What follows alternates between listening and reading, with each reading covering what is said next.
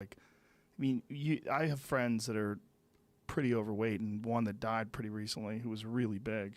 And he just had this feeling when he would meet people. I mean, he talked about it a little bit. He was just obese. You know, it was just this thing where you're just, oh, look at this enormous fat guy.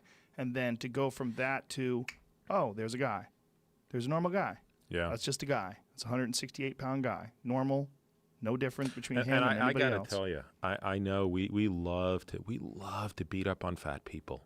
We love to turn it into a character defect. But I gotta tell you, virtually every fat person that I know or that I've taken care of, they are not disproportionately eating more than their peers. In some cases, yes, but not on balance.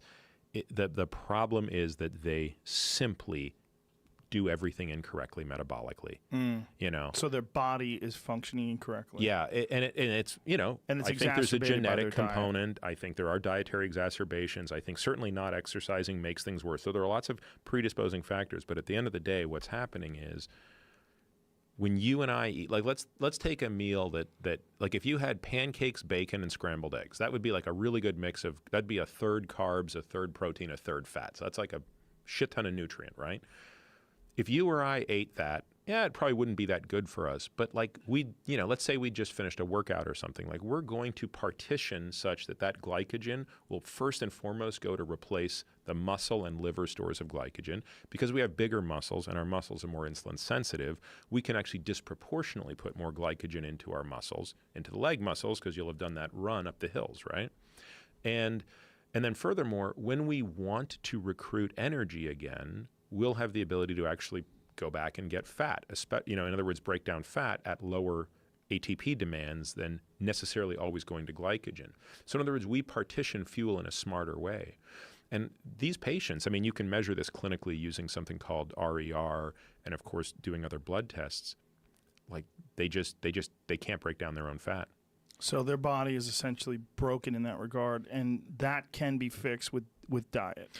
It's a hard problem because the way I explain it to people is, and so clinically I'm not interested in weight loss, right? I mean, that's just not, I'm much more interested in longevity. And yes, sometimes weight loss comes with that, but if I ever get stuck doing, you know, weight loss, like I'm doing the wrong thing for my interest.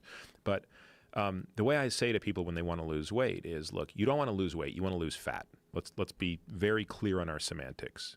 Weight is irrelevant. Right, unless you're a cyclist or some athlete for whom the actual scale means something. But for people like us, it's you want to lose fat, not weight. And then when you say you want to lose fat, what does that mean in English? Well, do you want fewer fat cells or do you want each fat cell to be smaller? Those are totally different questions. If you want fewer fat cells, have liposuction. But we know that that doesn't fix you metabolically. So if you want if you want to be less fat, you have to have smaller fat cells. Now, a fat cell conceptually has two inputs and one output. So now I say, let's reframe the question. You got a room with 100 people in it. You want fewer people in the room. What has to happen? More people have to leave the room than enter the room. So similarly, if you have a fat cell and you want it to be less fat, you got to get more fat out of it than enters it. And the fat that exits the cell exits via a process called lipolysis. And the inputs to a fat cell are something called de novo lipogenesis, which is turning carbohydrates into fat, and reesterification, which is turning fat, like in a free fatty acid, into a triglyceride back into a fat cell. Each of those three doors is controlled by hormones. And so the purpose of nutrition or fasting or exercise or drugs or hormones or all these things is to manipulate those hormones in the direction of what I call negative fat flux, or what would be referred to in the literature as fat balance, negative fat balance. And the hormones that drive that are many. Insulin, hormone-sensitive lipase, testosterone, estrogen, cortisol being the five most important in my opinion. Maybe someone will disagree with that, but I think those are the five that rule the roost. And so, you know, how do you manipulate those? Well, insulin seems to be the most important of the five, and there's no better way to lower insulin than to not eat. So the first thing that happened to that dude who went 382 days without anything but water and minerals is he basically had very low insulin levels. In fact, once he got into raging ketosis, which he got into by about day 7, his insulin came up only to prevent him from going into ketoacidosis, which was what would happen if he had no insulin response. In other words, if he was a type 1 diabetic, he would have died of ketoacidosis because he wouldn't have had the insulin to regulate the uptick of ketones.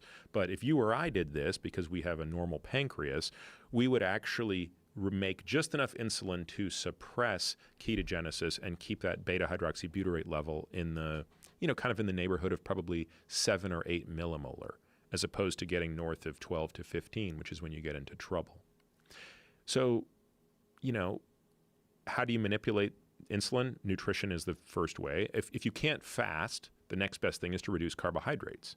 Carbohydrates obviously are the most insulinogenic of food, although protein can be quite insulinogenic as well. It has a different response. And then that's when you start to think about these other things. I've seen patients where they just can't lose weight. And I watch what they're doing, and they're doing everything right, but they just can't lose weight. But then you notice their cortisol levels through the roof. It's hard to get rid of fat when you have lots of cortisol. Cortisol is a very anabolic hormone to fat and a very catabolic hormone to muscle, which is the exact opposite of what we want. Testosterone, of course, is the exact opposite. Testosterone is catabolic to fat, but anabolic to muscle. And then, of course, women have a harder time because once women go through menopause, they lose all the estrogen and all the testosterone. And so now they lose two hormones that play a very important role in regulating this. So for these people that are having the issue with cortisol levels, that's exacerbated by stress, right? Yes. So stress actually exacerbates your weight gain. Absolutely. Wow, that's interesting. In addition to a whole bunch of other stuff. You could literally eat the same diet and gain more weight because of stress. Absolutely. Wow. Again, hormones are what's driving fuel partitioning. You're responsible for what you put in your mouth, but in many ways at that point, like the hormones take over and decide where it's going.